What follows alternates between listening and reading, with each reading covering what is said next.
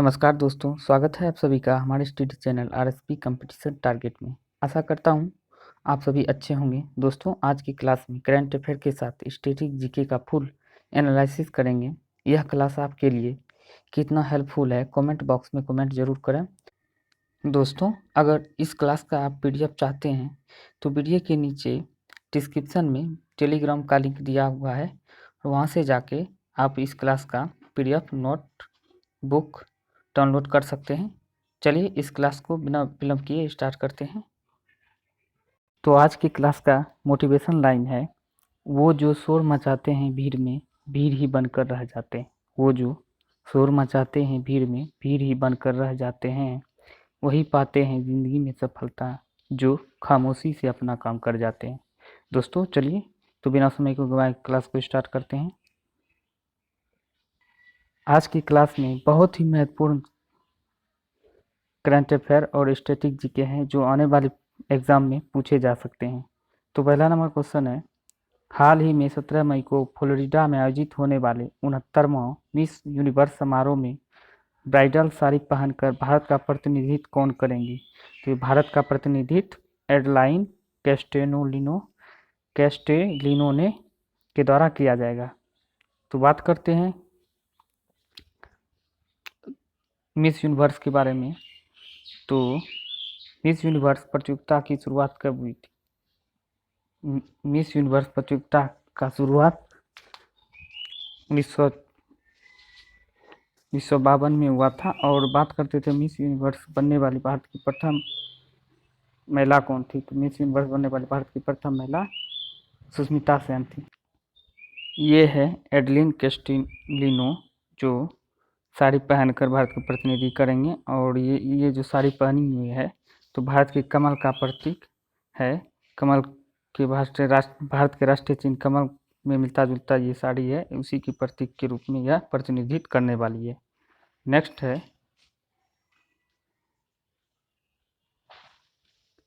हाल ही में किस राज्य पुलिस ने मिशन हौसला शुरू किया है? हाल ही में किस राज्य की पुलिस ने मिशन हौसला शुरू किया है? उत्तराखंड राज्य पुलिस ने मिशन हौसला की शुरुआत किया है। मिशन हौसला के अंतर्गत जो कोविड-19 से पीड़ित व्यक्ति हैं उसको मदद पहुंचाने के लिए ये मिशन शुरू किया गया है। तो बात करते हैं उत्तराखंड के बारे में। हाल ही में उत्तराखंड में एक दिन के लिए सीएम कौन बने थे? उत्तराखंड में एक दिन के लिए सीएम सृष्टि गोस्वामी बने थे। और बात करते हैं उत्तराखंड के बारे में डिटेल से। तो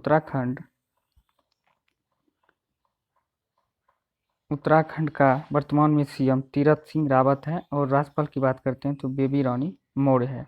लोकसभा सीटों की संख्या 7 है और राज्यसभा 3 और विधानसभा सीटों की संख्या 70 है। और राजधानी की बात करते हैं तो राजधानी देहरादून है। और ग्रीष्मकालीन राजधानी की बात करते हैं तो गैरसैंण है। उत्तराखंड जो है काला पानी विवाद जो भारत और नेपाल के बीच था, ये स्थान उत्तराखंड में स्थित है। और उत्तराखंड यहाँ जो सीमा साझा करते हैं नेपाल से।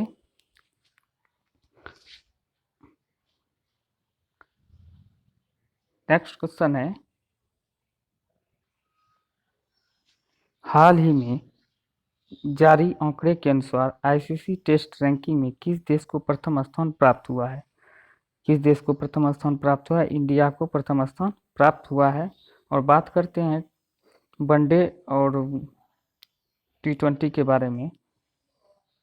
तो वनडे क्रिकेट रैंकिंग में प्रथम स्थान ब्रिटेन और इंडिया न्यूजीलैंड का है। और T20 में क्रिकेट रैंकिंग में प्रथम स्थान की बात करें तो ब्रिटेन और दूसरे स्थान पर इंडिया, तीसरे स्थान पर न्यूजीलैंड है।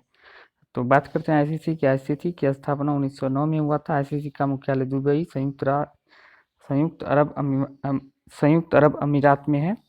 और बात करते हैं आईसीसी के अध्यक्ष के बारे में। आईसीसी के वर्तमान में अध्यक्ष ग्रेग बर्कले हैं। और आईसीसी का full form international cricket council है। और आईसीसी की स्थापना की बात करें तो 1909 में आईसीसी का स्थापना हुआ था। नेक्स्ट है, हाल ही में किस क्रांतिकारी का 114वां जन्म दिवस मनाया गया? 114वां जन्म दिवस मनाया गया। ये सुखदेव का 114वां जन्म दिवस के रूप में मनाया गया। बात करते हैं सुखदेव के बारे में। सुखदेव का मूल नाम सुखदेव थापड़ है और उनके पिता का नाम रामलाल थापड़ है। माता का नाम की बात करते हैं तो रल्ला देवी इनकी माता का नाम है। सुखदेव का जन्म 15 मई 1907 में हुआ था। सुखदेव थापड़ शहीद हुए थे 23 मार्च 1931 में। इसे अंग्रेजों द्वारा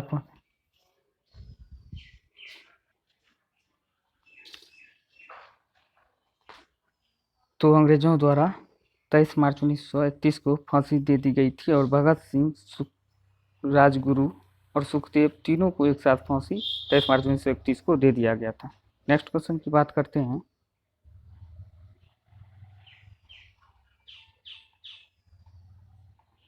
एयरलाइन कंपनी गो एयर खुद को किस नाम से रिब्रांड किया है? तो ये रिब्रांड किया है गो फर्स्ट के नाम से रिब्रांड किया है। गो एयर कंपनी की बात करते हैं तो गो एयर कंपनी का सीईओ वर्तमान में कौशिक खोना है और इसकी स्थापना 2005 में किया गया था। गो एयर का केंद्र है मुंबई, कोलकाता और दिल्ली इसका केंद्र है। नेक्स्ट क्वेश्चन की बात करते हैं। किस देश के जनसंख्या विशेषज्ञों ने अनुमान लगाया है कि भारत जल्द ही दुनिया का सबसे बड़ी आबादी वाला देश बन जाएगा? तो ये किस देश के वैज्ञानिकों ने, जनसंख्या विशेषज्ञों ने अनुमान लगाया है? चीन के जनसंख्या विशेषज्ञों ने अनुमान लगाया है कि भारत 2025 तक में दुनिया का सबसे बड़ा आबादी वाला देश बन जाएगा। और संयुक्त राष्ट्र ने अनुमान लगाया था कि भारत 2027 तक दुनिया का सबसे बड़ा आबादी वाला देश बन जाएगा। लेकिन चीन ने आखिरकार मान ही लिया। भारत भी कम मेहनती नहीं है। जो आंकड़ा संयुक्त राष्ट्र संघ के आंकड़ा से पहले ही ये आंकड़ा छूने वाले हैं। तो भारत में इसी तरह लॉकडाउन अगर एक दो साल और बढ़ा दिए जाए तो 2025 तक का अनुमान जो है वो भी उससे पहले भी पूरा हो सकता है। और भारत वाले मेहनत करने में तो बहुत माहिर होते हैं। चलिए तो नेक्स्ट क्वेश्चन की बात करते हैं। हाल ही में भारतीय मौसम विभाग ने भविष्यवाणी की है कि चक्रवात तुकाते बहुत ही गंभीर चक्रवात तूफान है। इसकी रफ्तार कितना मील प्रति घंटा बताया गया है? तो इसका रफ्तार जो है 160 मील प्रति घंटा बताया गया है। और यह तुकाते चक्रवात तूफान बहुत ही भयानक और खतरनाक होने वाला है। जो इसका अनुमान आज 17 मई आज ही के दिन का अनुमान लगाया गया है। 17 मई से प्रभावित होने वाले 5 राज्य है तुकाते तूफान से। तो महाराष्ट्र, गोवा और कर्नाटक, केरल, तमिलनाडु इससे प्रभावित होने वाला राज्य है। और बात करते हैं भारतीय मौसम विभाग की स्थापना 1875 ईस्वी में किया गया था। और भारतीय मौसम विभाग का अध्यक्ष वर्तमान में मृत्युंजय महापात्रा जी हैं। भारतीय मौसम विभाग का मुख्यालय दिल्ली में है।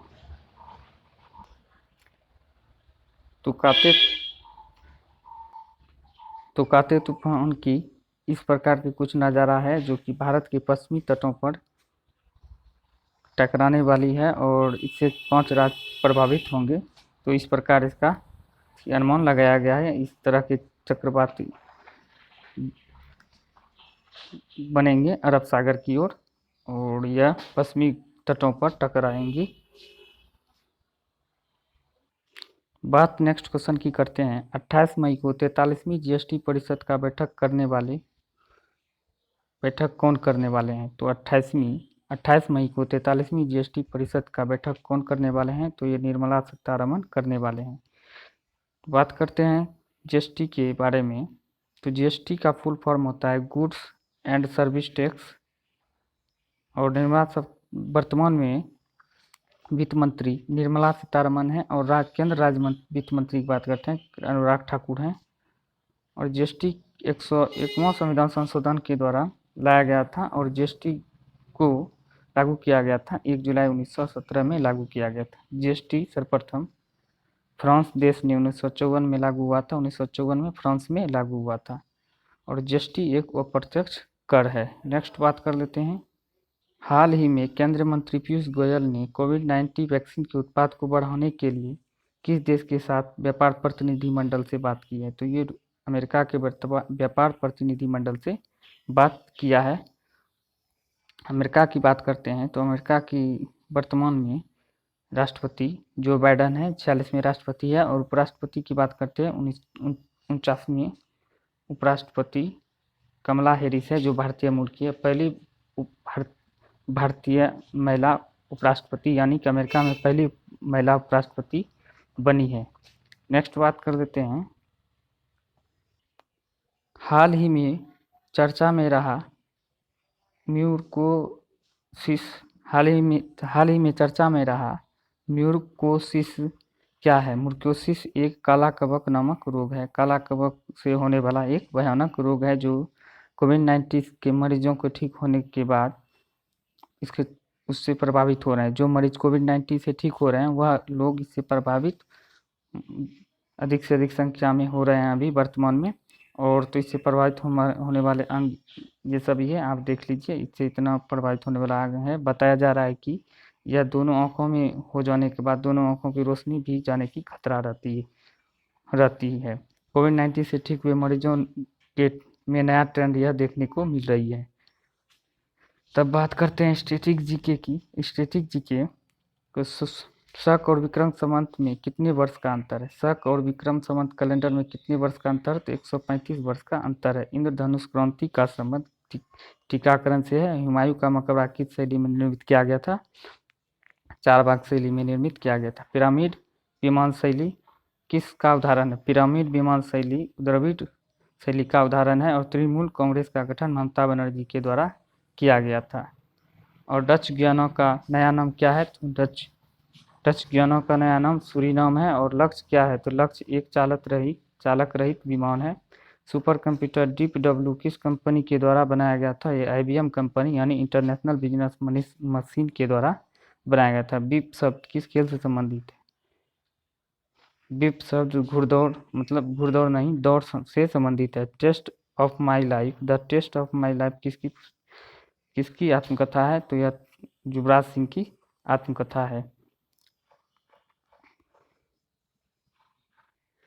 चलिए कल के क्लास का रिवीजन कर लेते हैं फटाफट से। किस राज्य की सरकार ने मालेरकोटला को 23वां जिला बनाने की घोषणा की है? पंजाब राज्य सरकार ने बनाने की घोषणा की।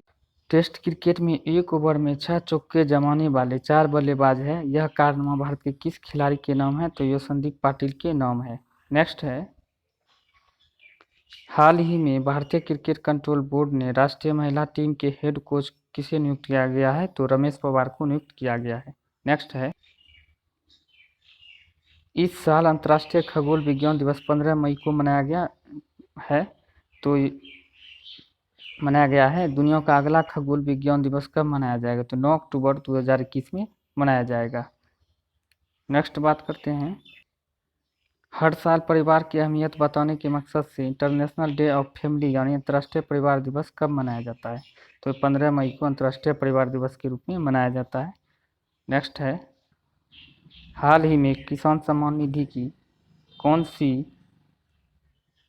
निधि योजना की कौन सी किस्त जारी किया गया है? तो यह 8वीं किस्त को जारी किया गया है। हाल ही में RBI ने किस बैंक का लाइसेंस रद्द कर दिया है? तो यूनाइटेड कोऑपरेटिव बैंक का लाइसेंस रद्द कर दिया है। नेक्स्ट है, डिजिटल प्लेटफॉर्म डिजी गोल्ड किसके द्वारा लॉन्च किया गया है? तो यह डिजी गोल्ड एयरटेल पेमेंट बैंक के द्वारा लॉन्च किया गया है। नेक्स्ट है, ADB ने 2020 में रिकॉर्ड 3.92 बिलियन अमेरिकी डॉलर का ऋण किस देश को दिया है? तो भारत को दिया है। भारत तो भाई साहब ऋण लेने में बहुत ही माहिर है। चीन ने लॉन्च किए 3 याओगन 30 उपग्रह, यह किस समूह का उपग्रह है? तो यह 8वें समूह का उपग्रह है। अब बात करते हैं नेक्स्ट मतलब इस महीने के मई महीने के इम्पोर्टेंट दिवस के बारे में जानते हैं। 1 मई को अंतर्राष्ट्रीय मजदूर दिवस मनाया जाता है। और 3 मई को प्रेस स्वतंत्रता दिवस के रूप में मनाया जाता है। 4 मई को माइकल माइंडेस यानी कोल मिनर्स डे मनाया जाता है। और सेकेंड संडे मतलब मई के सेकेंड संडे को मातृ दिवस के रूप में मनाया जाता है। 8 मई को रेड क्रॉस दिवस मनाया जाता है, विश्व रेड क्रॉस दिवस। और 9 मई को विजय दिवस के रूप में मनाया जाता है। विश्व प्रवासी पक्षी दिवस भी 9 मई को मनाया जाता है। और 11 मई को राष्ट्रीय प्रौद्योगिकी दिवस के रूप में मनाया जाता है। 12 मई को अंतर्राष्ट्रीय नर्स दिवस के रूप में मनाया जाता है। और 15 मई की बात करते हैं तो विश्व परिवार दिवस के रूप में मनाया जाता है। 17 मई को विश्व दूरसंचार दिवस मनाया जाता है। और 21 मई की बात करते हैं तो एक आतंकवाद विरोधी दिवस के रूप में मनाया जाता है। 24 मई की बात करते हैं तो राष्ट्रमंडल दिवस के रूप में मनाया जाता है। 31 मई की बात करते हैं तो विश्व तंबाकू निषेध दिवस के रूप में मनाया जाता है। दोस्तों